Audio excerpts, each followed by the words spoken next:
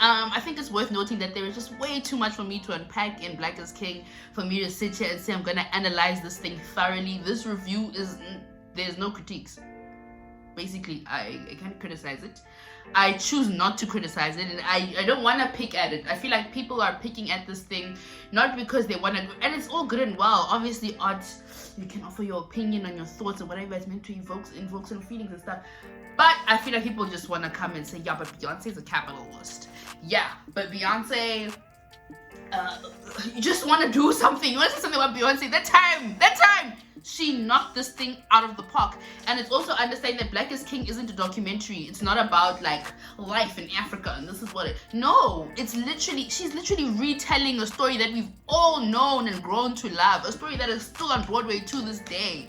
Definitely a story that is part and parcel of like media about Africa. One of the first stories that come to your mind is The Lion King. Whatever that invokes in you, however that makes you feel about African representations is completely different. But The Lion King, I think for all of us, has been something that at some point in our lives played an integral part in our pride. For me, if I'll speak for myself actually, in our pride as coming from this continent. I think it's so interesting because like for the longest part of my life, I actually thought Hakuna Matata was basically just like Americans struggling to say the word in Zulu, but then later on learned that it was actually Swahili. And this for me is really important because I think it sort of speaks to the larger body of work. It's how I feel about Black is King in general. There are a lot of people who were out there and they said, no, it's great and stuff, and you know, like I spoke to some friends who were from Malawi and they talked about how like it was all cool, but they felt like they personally, like as Malawians, didn't feel very represented. Same with the album. I remember it's just something I also brought up with the album when it came out before the visual album, was that like, oh, y'all just be throwing in Swahili and Zulu and now you're African. But honestly, going back to it, watching the visual album, seeing the kind of creators that were involved, and seeing all the influences, all the references, it's full of references, and I can't wait to get into them. Taking all that stuff in, you realize how, in as much as our cultures are different and diverse and like varied on the continent, how similar we all are.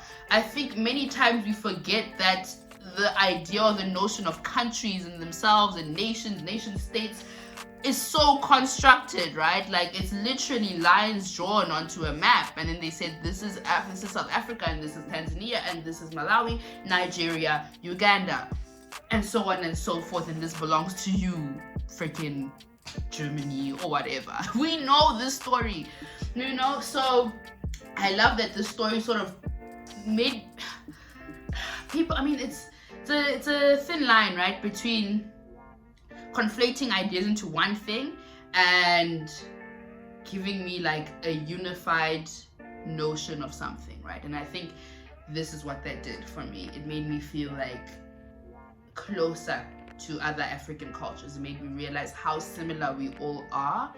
And I get people afterwards tweeting, oh, now you can't be xenophobic. This movie by no means ended xenophobia. There are many people who watch this film and are still xenophobic without even realizing it today. So I don't by any means am trying to say that like, yeah, and now we know not to hate. That's not gonna happen. That's not. The discourse happening right now on social media, if that doesn't speak to how xenophobic still people are, I don't know what will, regarding Zimbabwe and like all the South Africans, even myself in Malawi and Twitter, seeing people who are being outright like rude and not helpful, and like choosing to not be helpful and choosing to say harmful things about a country that is really going through, that has been going through like unthinkable, you know, times. It makes you realize that there's still so much like growth that needs to happen on the continent, not just from the point of like our leaders who are oppressive, but also from ourselves as Africans to other Africans. Black is King made me feel so much closer to my roots in the most amazing way, and I think this was an amazing for Beyonce as well, and for many other Africans in diaspora. Makes you feel a little closer to your roots, makes you feel proud as well to be African and to be Black, and to be brown skinned, right? It's so awesome. So yeah, sorry, I'm rambling a bit. I'm gonna get right into it. Yeah, so the first thing I want to talk about that sort of hints at the whole we are one and we are so similar thing are the locations, right? At first glance you look and you're like, oh, this thing was shot in America, Belgium, USA, America, London, and Nigeria and South Africa. From what I read, those are the locations, right? And you're like, of course, the only African countries involved is South Africa and Nigeria, right? And I get it. South Africa and Nigeria, maybe like Egypt and Kenya are like almost always the most prominent African countries. Like if there's an American that knows an African country, they'll say South Africa, or they'll say Nigeria, or Egypt, if they even think Egypt is in Africa, or Kenya. Like those are like this is the only 4 countries in the continent. So I get it. I get why someone might feel, you know, underrepresented, even if you're from Malawi or if you're from Zambia. But I implore you to watch this thing and really like try and like glean some of the references that are in there, because we are represented. And so, okay, I don't even know how to begin, honestly. Like I'm so overwhelmed. I like how a lot of the times the videos are not sure where the location is until you read it, right? You're not sure, is this shot in South Africa or is this shot in Nigeria? For instance, the Jara A, hope I pronounced that correctly, video, where Simba is sort of going through this transitional phase and he's battling with, you know, youth and being lost and things of the world and flesh and money and all these, you know, these little desires that are not gonna, I guess, help him reach his full potential as a black king. He's struggling, right, in Jara, and he's in this car. He's driving with Scar, right? But he doesn't know what's Scar for the longest time. They're just enjoying the music. He's there. He got hoes, you know. He's chilling. He's living his best life there. There's women of the night that are waving at him from the window. I literally died. Anyway, yeah, so there's Simba, he's enjoying his life. Cool, right? Jiggy, turn around. The driver is Scar. And he does that thing. And obviously, as you watch the show from the beginning, the movie from the beginning, you realize that this is a symbol. It becomes a bit of a thing that comes back.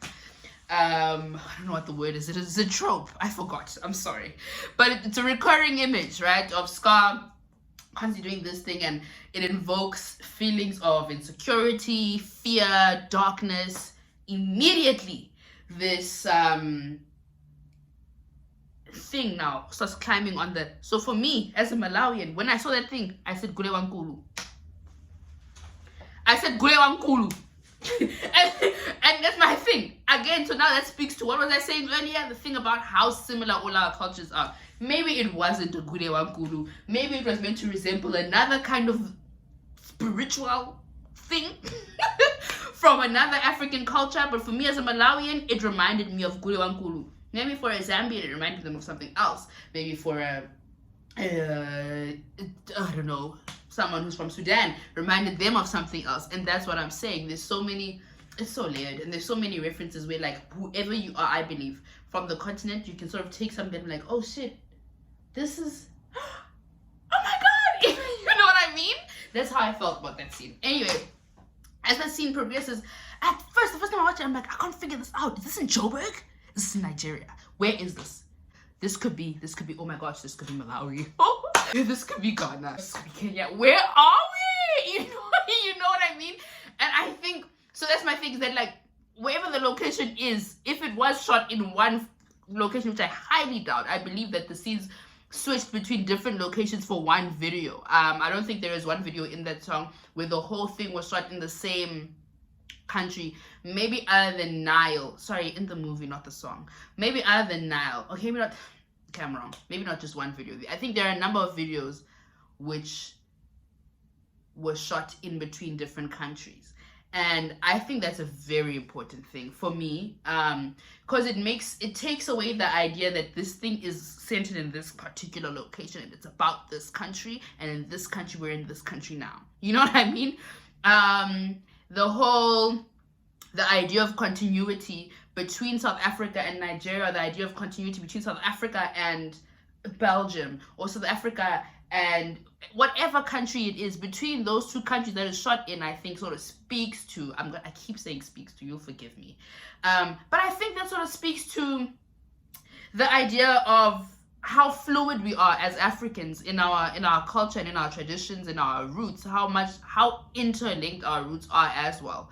And that's why when people say stuff, you know, I get sort of why you would feel maybe underrepresented, but I really, really believe if you do sit down and watch it, you realize that, oh my word, like we are so similar on this continent. And I think Black is King brought that message across beautifully.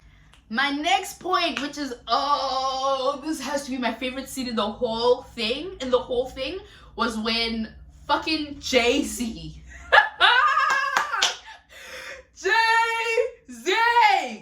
Jay-Z! Okay, listen. Simba is in that car, that leopard print convertible, riding, right? He's being driven. And he's sitting like this, his legs are up. Sorry, I can't really lift my legs very high. His legs are up like this. Driving. Oh my god, brings me to another point. I'll get to it later. Driving. And they're driving on this road, this dirt road. And they drive past Beyonce and the Blue Spirit. And I'll talk about the Blue Spirit and how significant. I'm wearing blue to commemorate him. How significant that is, I'm lying. I just like blue. How significant him being with Beyonce all the time is, I'll speak about that later. But for now, Simba's sitting there in that car driving. I want you guys to go back and watch it, because as he's driving, I'll try and find some snippets. Drives, comes out of the frame of the shot, and the next shot is Jay-Z driving into a mansion. That mansion is actually the Beverly Hills mansion in LA, and very popular. I think they shot The Godfather there long ago. As you can imagine, $1 million house to book out. But anyway, now Jay-Z's driving in black convertible. Of course, black. You're right. Guys, Jay-Z. Jay-Z's wearing black, bruh. You guys, Jay-Z's wearing black bandana, hair nappy. He's lying there. He's like this. His legs up, just like Simba. Continuity, right? Circle of life, right? Young, old, right? Like this is Jay-Z in the car, big seat. Butlers, white butlers. Adidas head to toe. I was just like, this is the best thing I've ever seen in my life. I screamed. I scroamed. It was bougie. It was opulence. It was black excellence. It was everything that Jay-Z's brand is about, right? It was money. It was diamonds. It was black cars. What's that thing Jay-Z says in that song? Hold on. This is if you boys really know. This is not familiar. I'll explain later, but for now, let me get back to this paper. I'm a couple racks down and I'm trying to get back. I'm sorry, y'all, but Mood Forever really got me so gassed. It really like it feels a lot like an ode to Jay-Z and an ode to their relationship, Beyonce and Jay-Z. Sorry about all this.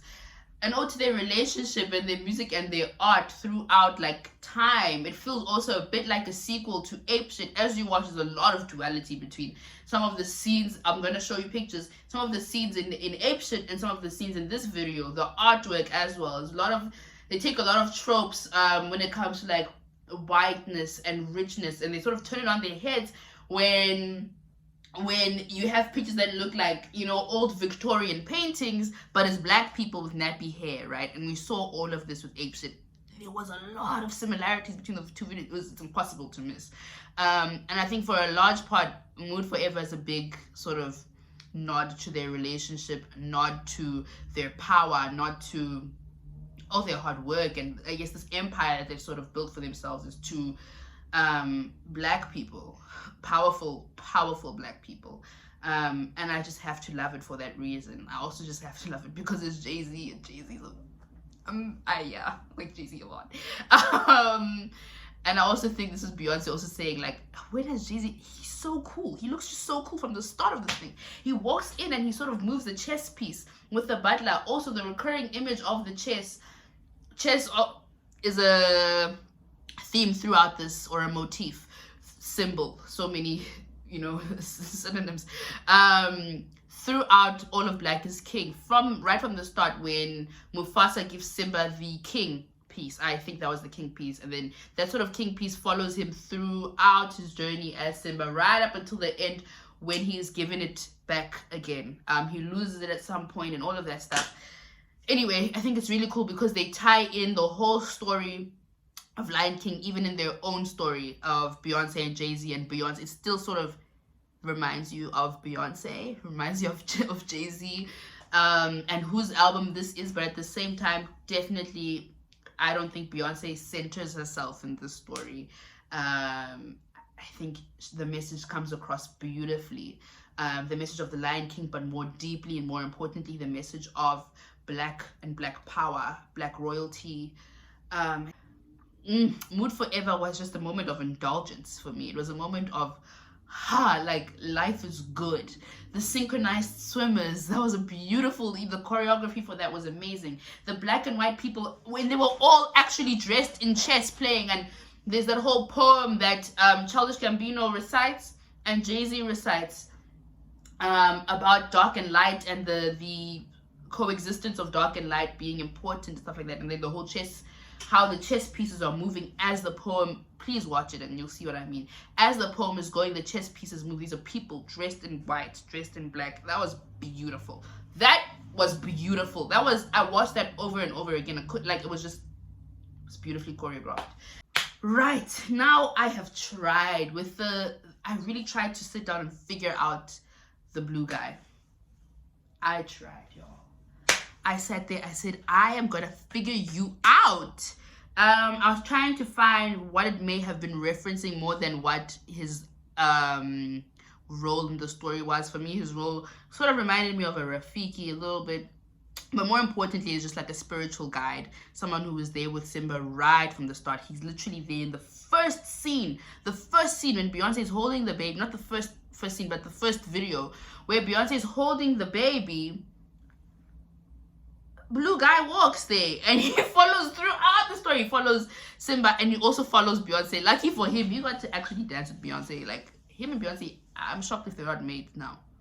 They have to be best friends because they were really together. They were together forever in Black is King. Yo, that guy got to eat. They had nice time with Beyonce. I'm so jealous. Anyway, so yeah, I think his role was very significant in the story, regarding the idea of ancestry, the ideas of, you know, spirits who are watching over you and guiding you and who are there with you, like, through your hard times and through your the good times as well. And I definitely saw that a lot with the blue guy. Beyonce, on the other hand, I think fully embodies that Oshun energy. She even says in one of her songs, she says something like, with my Oshun energy, etc, etc, etc. And I definitely think her character in Black is King, the movie, it definitely embodies or is modeled after Oshun. Oshun being, for those of you who don't know, a Yoruba goddess, who basically is the goddess of love, fertility, wealth, music, protector of children, healing. I think there's a whole lot, but from obviously as I list those things, you can definitely tell, yeah, this is so Beyonce, and she definitely exudes that energy throughout. And I think it's really cool that Beyonce, coupled with the blue man, I'm so sorry to just call him the blue man on and on, but coupled with the blue man as someone who I think represents the spiritual world and our ancestors as well, and a protector for Simba, etc, etc. I think them together throughout the story speaks to not only how our, like, ancestral roots and, like, that element of spirituality as well as gods work together all the time, right? But also speaks to like a history in which for the longest time as Africans, we've been told that our culture, our spirituality, it's always been demonized. It's always been made to seem demonic and dark and henna. And they're so happy, first of all, throughout this thing, but they're also glamorous. You want, like, you love them. Like, oh my word, they're amazing. Like, you aspire, you know what I mean? And I think that's so refreshing to see parts of African spirituality represented in such a beautiful light. And that's just one element of how they did it in Black is King. There's so many other elements that, again, like I said, if I were to unpack everything here, we'd be sitting here forever. But there's so many references to other parts of our spirituality, and even like folklore and mythology from Africa, which is so rich. Our continent is so rich and full of that in this movie. And I think it's awesome that they pay like so much homage to that, and sort of bring it to light, bring it to the fore in such a refreshing way that I haven't seen in a long time, and I genuinely appreciate that. I do. So there's that.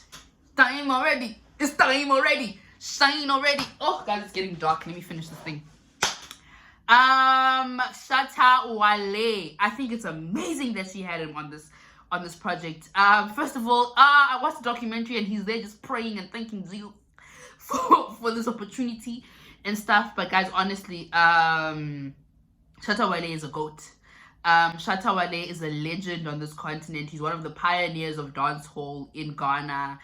In fact, one of his names is the African dancehall king, right? So I think it's awesome that Beyonce had him on not only on the music, but in the actual visual album with him. I remember when the video dropped, the official video for already dropped, and like the reception on the internet was amazing. Everyone was so happy.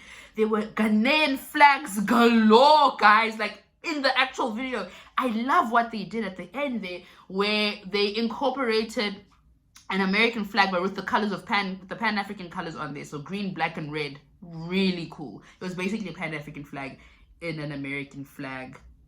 We can talk and unpack like what that symbolizes for days, right? Regarding your roots as African Americans, as Black Americans. And I think that was a bit of a shout out to them, I think, that Beyonce was doing there.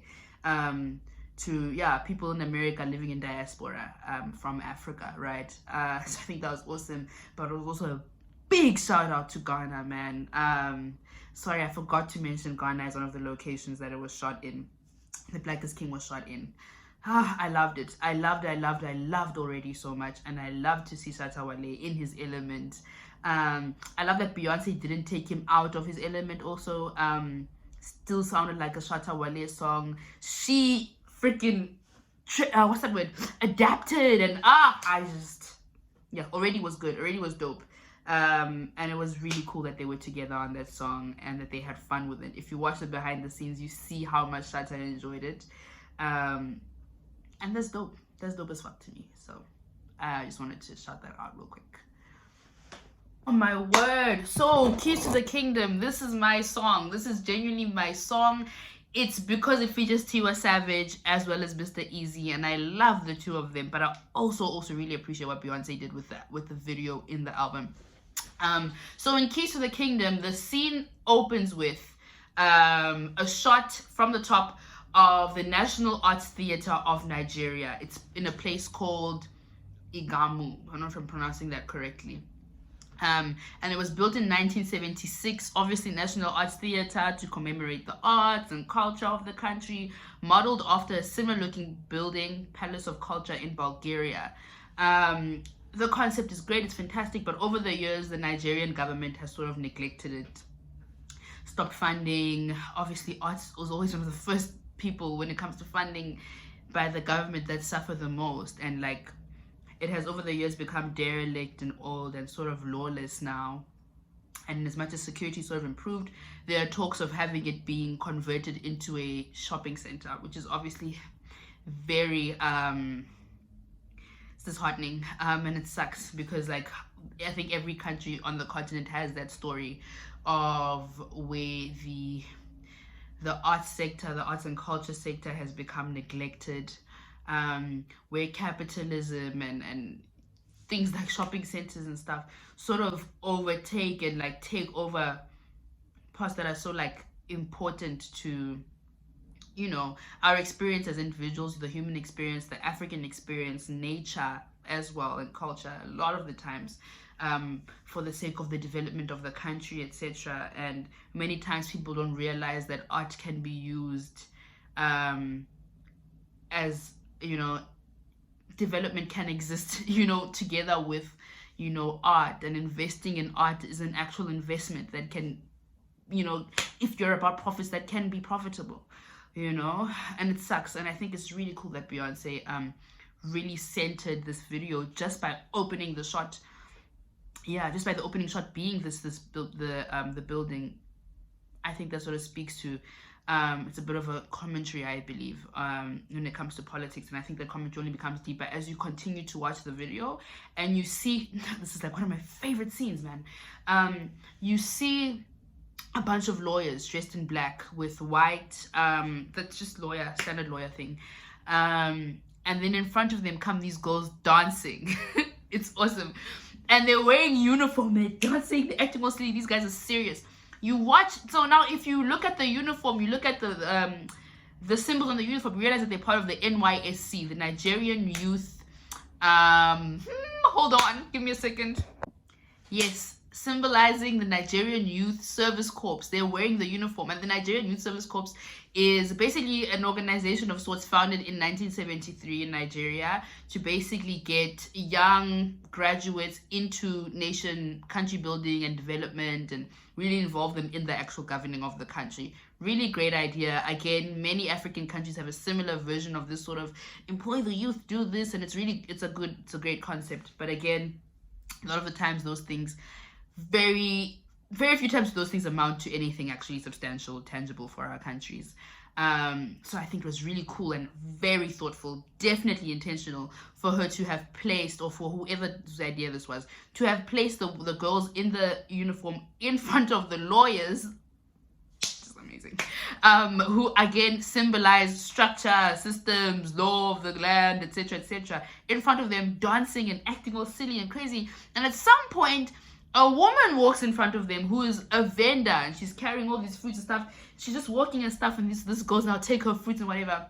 And again, I think that symbolizes another part of our countries and our country's economies where, you know, the people of the country, right? Lots of our countries in Africa are like, vendors are just like oh, I can't even explain, like standard, you know, contributors to the economy.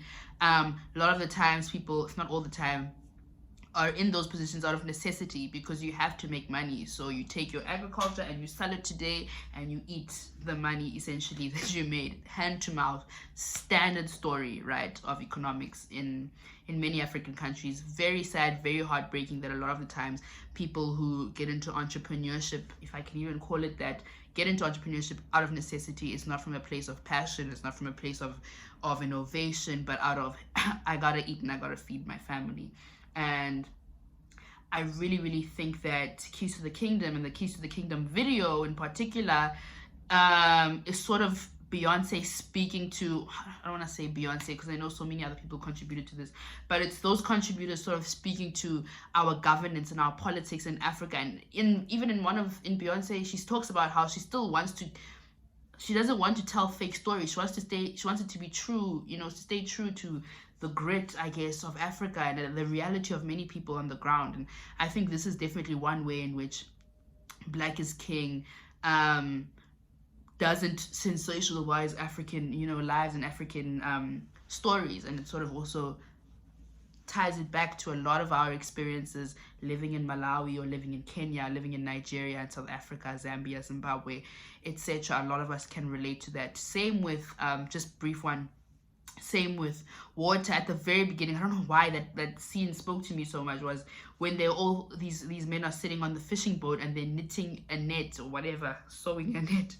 And I was like, oh, that reminded me so much of Lake Malawi. And like, you see that sort of thing all the time. Lots of countries in Africa, you know, get parts of their economy, are like built on fishing communities and like, like the people who live in those communities make their money from fishing and, you know, buying and selling, or just getting food from the ocean, etc.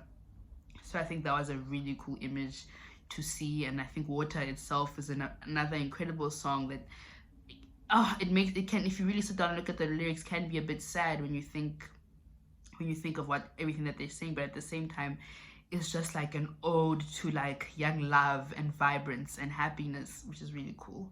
And sort of speaks to the coexistence, I guess, and not, I don't think it's in a way to say that it's great or anything, but sort of speaks to the coexistence of a lot of the times us as Africans going through suffering, but at the same time just being the best people in the world, like the happiest people, the most vibrant people ever. That song makes you want to dance, makes you want to sing. So Water's awesome. So I love how Water and Keys to the Kingdom, I think potentially out of all the songs, speak the most to realities of African countries, regarding our governance, regarding our presidents and our leaders, but also our economies, and our youth. And I really appreciated that about both those songs a lot. Really, I did. Yeah, man. Also Mr. Eazi. I love Mr. Eazi, and I was actually gonna say, like, Black is King, the album itself, definitely reminds me a lot of Lagos to London Volume 2. I think it's my favorite Afrobeats album of 2018? I think it's my favorite one. Lagos to London Volume 2 took in every sort of genre and influence on the continent that you could think of. Maybe not everyone, but so many. Mr. Eazi himself, as an artist, is someone who loves collaboration. You know this. You know that he loves collaboration. He loves empowering the youth. And that was Lagos to London. Lagos to London really had every sort of sound. Then it went to grime there. I think there was a gig song in there. There was a Gom song back when Gom was a thing. There were all these things, and you're just like, I love you, Mr. Eazi. So I love that Beyonce had Mr. Eazi on there, because Mr. Eazi is definitely one of the artists on this continent who are genuinely, authentically love Africa and wants to empower Africa, and is doing things, doing the work to empower them, not just lip service. Appreciate Mr. Eazi deeply, and I really appreciate Black is King, because I feel like I can sort of compare it regarding how she's tried to incorporate varying genres and influences from the continent in the music itself, the songs. It reminded me a lot of Lagos to London Volume 2, and I love that. So yeah. Whoa, lest I forget. Here's another thing. Even though it wasn't shot in Namibia, the Himba women got, oh my gosh, Beyonce gave them a whole, she said, it's your time. And I think you need to understand the gravity of this thing, because on the continent, from what I've read, there are only between 20,000 and 50,000 Himba women in Africa, living in Africa. That's very little. That's very little. I don't think they've ever been shown at such a scale, especially in such a beautiful light. Throughout the movie also, like, oh, it was amazing. At some point it was a Himba woman with the blue man together, like standing against each other, and I was like, that's cool. Towards the end you see it more. I think it was also in Brown Skin Girl. I'll find little snippets and put them in, but I think it was dope that they were so involved in Black is King. Also, if you just see them, and I think it comes across in Black is King, you know that these women like powerful, they're tall, they're statuesque, but they're also so friendly and warm. You can see it. It's really cool, man. It's really, really cool, and I love that they got so much like screen time. And like, if you didn't know about them, you definitely recognize them now. I can't fault it. Honestly, I can't fault it. I loved it. I loved every bit of it. And I wish I could have gone into it in more detail, but really there's only so far I can go. This video, I think, is going to be quite long. But yeah, I definitely wanted to speak about the Himba women at some point, and I almost forgot the reference to the Maasai that I picked up a little bit in already. At some point, it was like a really brief scene where the men who are all dressed in purple, who just keep coming, also purple being a royal color, the color of royalty, are jumping. And I was literally, the first time I saw it, I said, this is Maasai. I literally said, this is Maasai. Again, not shot in Kenya, but straight up reference to the Kenyan tradition. So yeah, and I'm not even doubting it. I'm serious about that one, I'm sure. So I thought that was really dope and also really cool. Yeah, Black is King is cool. I think you should go watch it if you haven't already watched it. I think you should watch it over and over again. It has such good replay value. You pick up things so many times. I really can't sit here and unpack everything. Where would I even begin via fashion? Where would I begin via symbolism of like the moon and the stars, all the celestial references? It's too much! can't. It's too much. I can't. It's too much. So please do your own research. Please read more about it. I think it's really cool and really important. And just watch it again and again. It makes me proud. Anyway, shout out to you all for watching and thank you so much. Please like, please subscribe. Like I said, there's a bunch of stuff I didn't talk about. So please, if you would like to share, put it in the comments. DM me on Instagram and on Twitter. Or just tweet me, as well as switch on the notifications bell for the next time I post something. Peace.